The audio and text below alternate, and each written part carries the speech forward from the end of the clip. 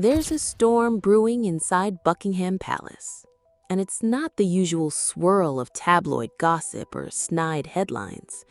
This is something deeper, darker, and potentially devastating to the very foundation of the monarchy. Behind closed doors, whispers are spreading about an explosive piece of kompromat, compromising material that could, if it's real, shatter the royal family's already fragile public standing. The claim? Somewhere in Russia, possibly in the hands of intelligence operatives, there exists an alleged tape featuring Prince Andrew on Jeffrey Epstein's private island. And if that sounds like the kind of conspiracy theory you'd only find in the wild corners of the internet, think again. Because serious people, including intelligence sources in both the UK and the US, are reportedly taking it very seriously. At the center of this firestorm is a man named John Mark Dougan, a name most people have never heard, but one that's been making waves in intelligence and investigative circles for years. Dougan is a former Florida sheriff's deputy who fled to Russia back in 2016 while under investigation in the United States. But according to him, he didn't just pack his bags and vanish. He claims to have taken with him a digital treasure trove, files, videos, and documents connected to Jeffrey Epstein and his inner circle. Among those files, Dougan has hinted, is footage so compromising that it could bring down powerful figures, including members of the British royal family. He's gone on record saying he's seen material that could shake governments. Whether that's the truth or calculated bluff, no one outside his circle can say for sure. But in the shadowy world of intelligence, even a rumor can be as dangerous as the real thing. The concept of kompromat is nothing new, especially in Russia. The term refers to compromising material that's used to control, blackmail, or manipulate someone in power. The key detail? You don't actually have to release it. Sometimes just letting the right people believe it exists is enough to destabilize careers, topple institutions, and sow chaos. In this case, the alleged Andrew tape is said to be in Moscow's possession. If that's true, it's not just a scandal, it's a potential geopolitical weapon. Imagine the leverage such material could provide in negotiations or diplomatic disputes. Imagine the pressure it could put on the UK government.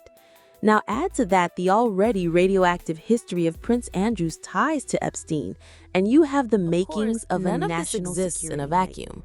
Prince Andrew's reputation was already in tatters long before this story gained traction.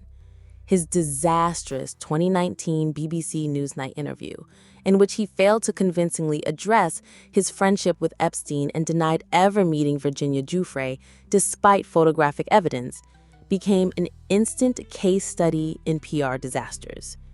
In the years that followed, Andrew was stripped of his military titles, his royal duties, and effectively exiled from public life by his own family. Queen Elizabeth herself, who had long protected her favorite son, could no longer shield him from the consequences. But if what Dougan claims is true, the Epstein scandal was merely the prelude. Here's where it gets even messier. Dougan isn't the only one hinting that compromising material on Andrew exists. Author Andrew Lowney, in his recent biography entitled, alleges that Epstein was in the habit of collecting damaging information on high-profile friends, and that such material may have been shared with multiple intelligence agencies, potentially including the Russians. Lowney stopped short of claiming the Andrew tape is real, but the implication is clear. Epstein's network operated like a spider's web, with sticky threads connecting billionaires, politicians, and royalty, all bound together by the risk of mutual destruction. Inside the palace, the mood is reportedly grim. Sources say there is an unspoken rule that the crown must be protected at all costs, even if it means cutting loose a family member who's become a liability. Prince William, who has been quietly shaping the future of the monarchy alongside King Charles, is said to have long supported a permanent severing of Andrew's ties to the royal fold. If the alleged tape ever surfaces, or if the Kremlin chooses to publicly hint that they have it, those whispers could turn into a roar, and the damage wouldn't stop with Andrew. A scandal of that magnitude could stain the monarchy itself, undermining centuries of carefully crafted tradition and mystique. But Andrew's not the only royal whose past has been the subject of rumor and speculation. Meghan Markle, long before she became Duchess of Sussex, faced persistent chatter about alleged personal content from her acting days. Most of those claims turned out to be false or wildly exaggerated, but not before causing sleepless nights in palace corridors.